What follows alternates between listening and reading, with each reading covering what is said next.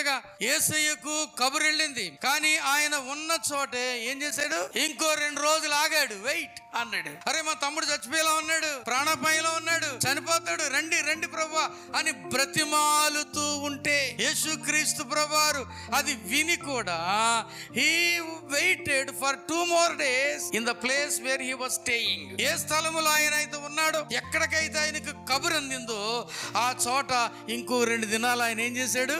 ఆగాడు. అంటే ఏంటి జవాబు? మరియ మార్తల ప్రార్థన విన్నాడా దేవుడు? విన్నాడు. జవాబు ఇచ్చాడా? ఇచ్చాడు. ఎలాగిచ్చాడు? వెయిట్. నువ్వు అడిగిన వెంటనే ఒక్కొక్కసారి జరగకపోతే నువ్వేమనుకుంటావు? నా ప్రార్థనకి జవాబు ఇవ్వలేదు అనుకుంటా.